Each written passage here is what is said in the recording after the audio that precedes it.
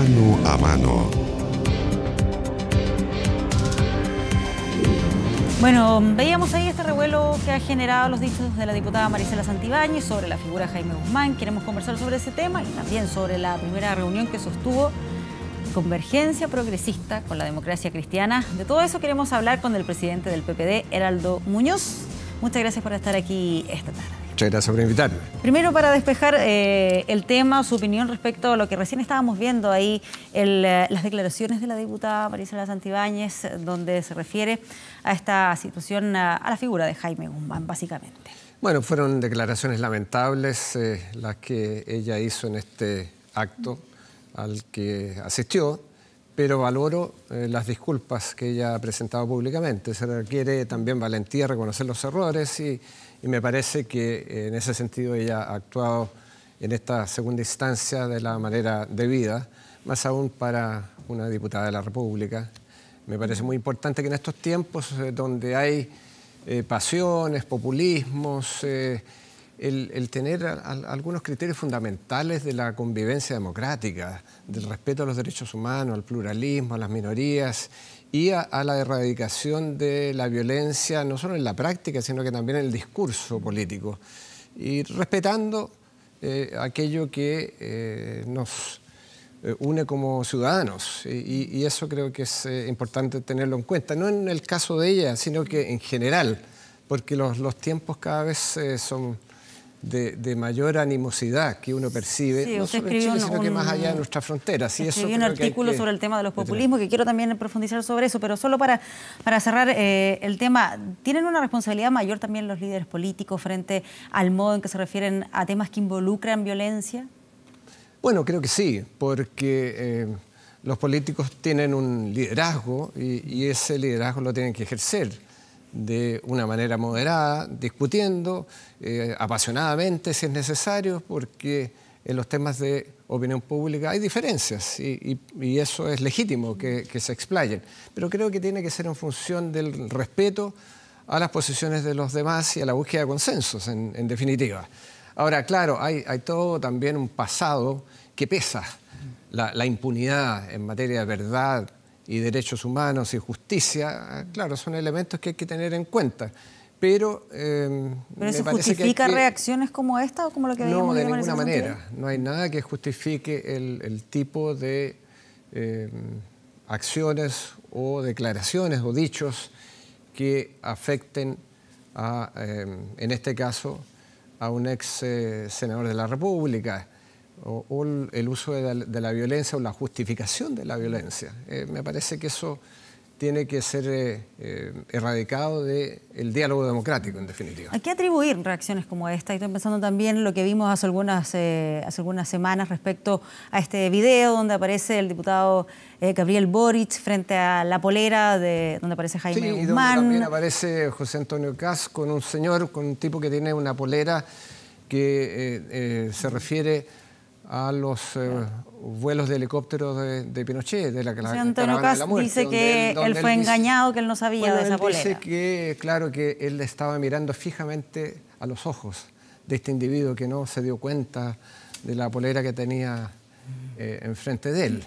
Entonces yo creo que todas estas situaciones que son poco justificables, que la gente duda que no exista una connivencia, hay que tratar de evitarlas, porque si no, la discusión política se va deteriorando. ¿Hay una inmadurez, tal vez, frente no lo sé, no quiero calificarlo, pero lo importante es, en este caso, valorar las disculpas que la diputada ya ha ofrecido. Sí, yo se lo pregunto más que nada porque también tiene que ver con cómo se va a dialogar dentro de la oposición, cómo se va a trabajar en conjunto, por ejemplo, con el Frente Amplio o con el PRO, y ahí lo llevo también a esta reunión que se sostuvo, podríamos decir, con los ex partidos de la nueva mayoría, con la Convergencia Progresista, donde por primera vez se juntaron también con la Democracia Cristiana. ¿Cuál es el análisis que ahí se hizo respecto a cómo está la oposición en estos momentos? ¿De qué manera se va a trabajar con la DC o eventualmente con otros sectores de la oposición que no están dentro de esta Convergencia Progresista? Bueno, esta fue una reunión muy positiva con la Democracia Cristiana. Ya era hora que tuviéramos una reunión y pudiéramos discutir temas sustantivos que le interesan a la gente. pensiones, seguridad ciudadana, los temas que creo que son de la vida cotidiana de las personas. En este caso discutimos una cuestión bien importante, que es el acceso justo a la educación. Es decir, que la educación reconozca al mérito y al esfuerzo personal, pero que no sean las escuelas las que seleccionan a los alumnos, y que no sean los padres los que seleccionan las escuelas. ¿Se considera que ese es el escenario que se abre con este proyecto de admisión justa que está planteando? Evidentemente, y eso lo conversamos entre los 4 partidos, porque en definitiva la evidencia demuestra que en las 14 regiones donde se ha implementado la ley de inclusión escolar ha funcionado bastante exitosamente. Es decir, el 60% de las familias han obtenido su primera opción escolar para sus niños, y en un 85% alguna de las opciones preferenciales que las familias habían escogido. De las 120 escuelas emblemáticas en las 14 regiones, pudiendo hacer uso el 30% del acceso por mérito, resulta que solo 20 escuelas han usado esa proporción. Claro. Ahora, desde el gobierno dicen, no basta solamente con quedarse en esos porcentajes, sino que también hay que analizar aquellos casos en los cuales buenos alumnos o que se han esforzado por estudiar, por aprender, no quedan en los establecimientos de su preferencia. Claro, pero lo que se está haciendo, y el presidente de la República lo dijo, quizás se equivocó, él ha corregido sus dichos, bueno, que eso le da flexibilidad a la industria educacional. ¿De qué estamos hablando? ¿Estamos hablando de un derecho o de un bien de consumo? De modo que yo creo que está claro lo que está pasando. Tanto es así que acaba de ingresar el proyecto sin urgencia. Pero si era tan urgente, si era tan importante, si interviene el presidente de la República, bueno, lo mínimo hubiera sido suma urgencia, que significa 15 días para que el Congreso vea el proyecto de modificación de la ley. No se ha hecho. Entonces uno puede sospechar que aquí hay más bien una modificación comunicacional. Y bueno, aprovechemos de conversar al respecto, porque si hay ajustes que hacer en la implementación, estamos disponibles. Por ejemplo, que los hermanastros puedan estar en una misma escuela, eso me parece atendible, pero no algo que signifique reinstalar la discriminación contra las familias, contra los padres que quieren acceso justo a los colegios. ¿Y por qué no pensar también en que las escuelas privadas pagadas puedan también hacer un aporte, proporcionando, por ejemplo, una proporción de estudiantes que puedan ser recibidos, estudiantes vulnerables, meritorios? Eso le voy a preguntar, ¿de qué manera abordar finalmente este tema? Porque es cosa de ver también los resultados de la PSU, la diferencia que se da entre los estudiantes de un colegio municipal versus un colegio particular.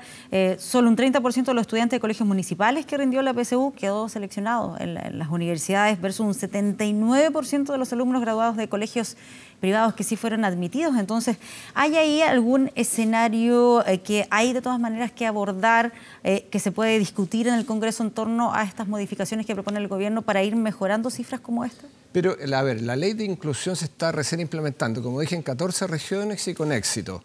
De modo, si hay ajustes pequeños que no hagan al fondo de la cuestión, es decir, que los padres pueden escoger los colegios y no que los colegios escojan a los alumnos, hay apertura por parte de la oposición a discutir esos ajustes de la implementación, pero no para cambiar un sistema que además fue discutido largamente en el país, fue llevado por parlamentarios de Chile Vamos al Tribunal Constitucional. El Tribunal Constitucional ratificó que no puede haber discriminación arbitraria en contra de los estudiantes, de modo que el tema quedó zanjado, pero sí hay ajustes mínimos que hacer, que no hagan al fondo de la cuestión.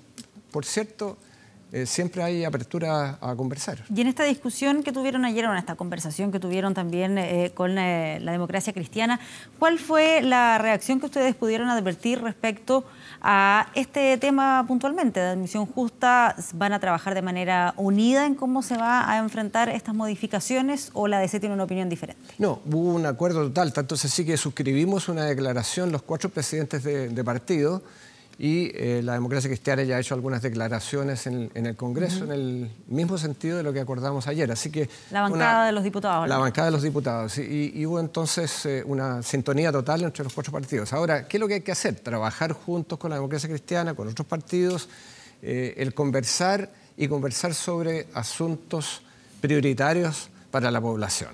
Y eso nos parece lo fundamental. Quizás podemos concordar, como ya lo hemos hecho, sobre los principios para la reforma tributaria, donde había un acuerdo desde el Frente Amplio hasta la Democracia Cristiana, donde lo fundamental es la recaudación, la progresividad, es decir, que paguen más los que pueden pagar más, que exista mecanismos para evitar la elusión y la evasión y que se beneficie a las pymes.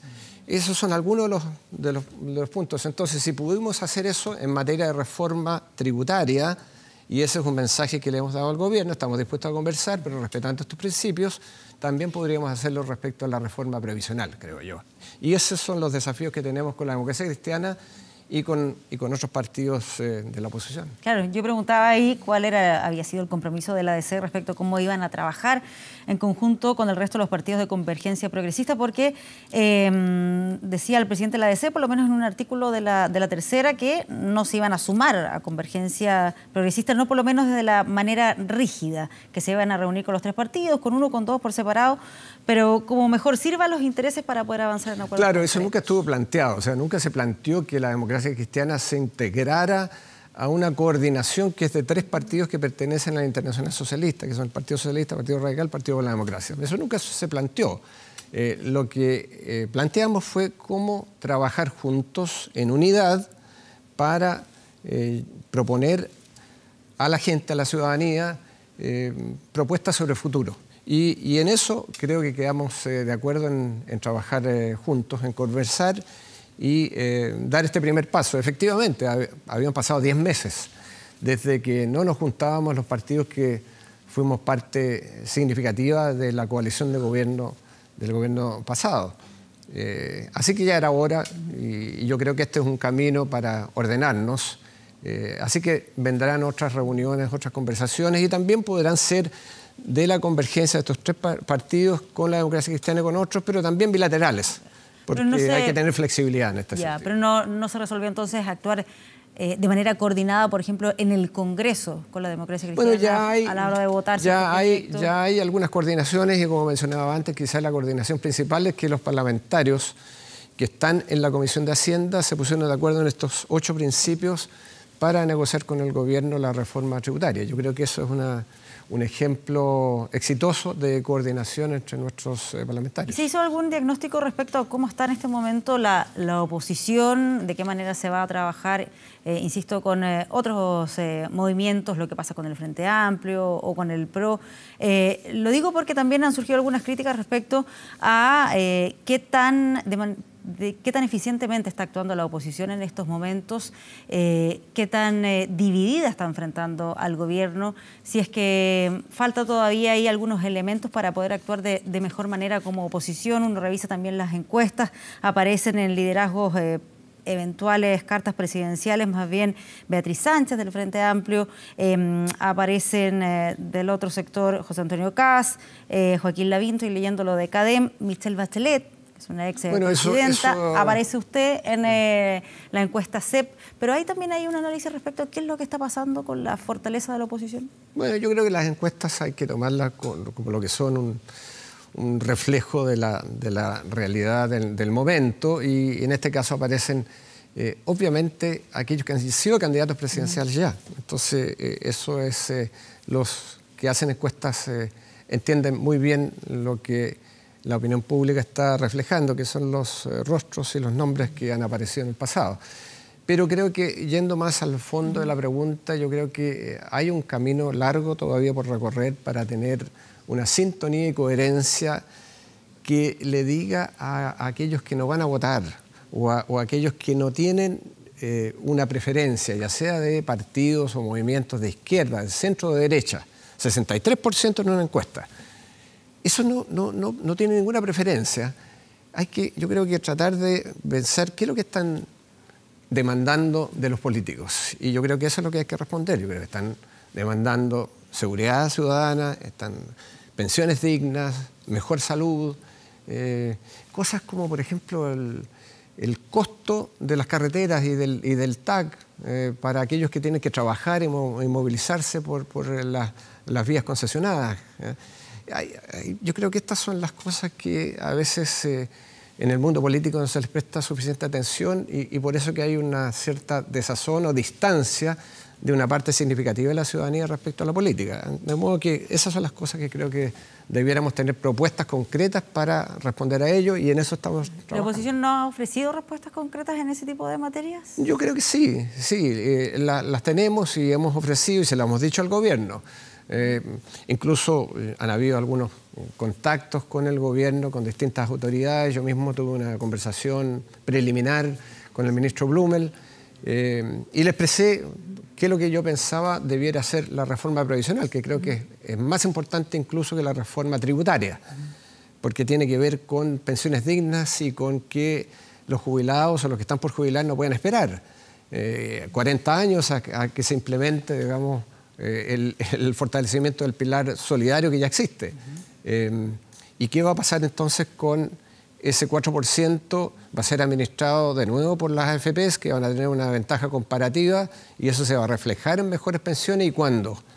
Entonces, creo que esas son las cosas importantes y a mi juicio debiera haber un pilar solidario reforzado, intra e intergeneracional, que le dé opciones a la gente, particularmente a las mujeres que tienen más distancia o discontinuidad de repente en sus claro, ahí yendo en el fondo, al fondo del tema, ¿hay ideas que unan a la oposición o es más bien solamente el hecho de estar en el otro lado de la vereda? No, yo percibo que hay bastante unidad en algunos temas fundamentales. Por ejemplo, en la reforma previsional, estos puntos que acabo de mencionar yo los he escuchado también en otros partidos de oposición. Y respecto a la reforma tributaria, vuelvo a eso, ya establecimos esos 8 principios, de modo que no es simplemente que haya una oposición a la propuesta del gobierno por oponerse. No, primero es, a ver, si usted va a beneficiar con alrededor de 900 millones de dólares a los accionistas de las principales compañías de Chile por la vía de la integración, ¿por dónde va a tener la compensación? ¿Cómo va a recaudar? Boleta electrónica, que ha sido la propuesta, todos los expertos dicen que de ninguna manera se va a recaudar esa cantidad de dinero. Entonces hay que ver cuáles son las alternativas y hay que entonces agregar el elemento de progresividad. No puede haber algo que sea regresivo en materia tributaria y hay que tener en cuenta a las pymes y las facultades del Servicio de Impuestos Internos para que no haya elusión y evasión. Entonces, esos son algunos de los puntos que no tienen nada que ver con una oposición al gobierno, sino que por tener, si el gobierno quiere integración, bueno, hagámoslo bien y tengamos estos principios como parte de la discusión. Y si el gobierno está dispuesto a eso, vamos a llegar a acuerdos. En la encuesta CEP aparecía ahí usted entre los 3 políticos mejor evaluados. ¿Está la posibilidad de evaluar una candidatura presidencial? Hoy no. Hoy estoy... Dice que allá aparecen algunos nombres en distintos sectores. A mí me parece muy legítimo que algunos líderes estén disponibles, como se dice. Y yo estoy en un trabajo distinto. Hoy día, como presidente de un partido, es una tarea difícil y tratando de responder a la gente. Uno nunca puede decir lo que va a pasar en el futuro. Yo no tenía planes de ser presidente de partido, tenía planes de escribir, de hacer clases en algún lado, ir a conferencias internacionales, seguir con mis temas de política exterior y aquí estoy. Entonces, no puedo decir está bueno, beberé, pero hoy día está disponible. No estoy en esa... No estoy disponible porque estoy disponible para hacer la tarea que fui encomendada a través de una elección democrática en mi partido. Pero en caso de que fuera necesario, ¿o no lo descarta? Bueno, en caso que sea necesario, si usted me pregunta de aquí a 2 años más, yo le puedo responder. Ya.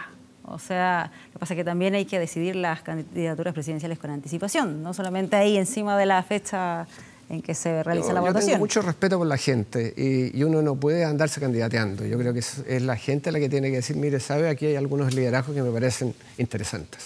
¿Y hay liderazgos que le parezcan interesantes? Estoy pensando, insisto, en la oposición ex nueva mayoría, para así diferenciarla. Bueno, yo creo que van a surgir, de todas maneras. No hay todavía. Que sí. No, o sea, hay recién aproximaciones de algunos líderes parlamentarios que han expresado disposición de estar disponibles. Pero de allí a que sean candidaturas, yo creo que falta tiempo todavía. Pero estoy seguro que surgirán. Y Y si surgen y son candidaturas que empiezan a recibir apoyo, contarán también con mi colaboración. Muy bien. Heraldo Muñoz, muchas gracias por acompañarnos acá esta tarde. Muchas gracias.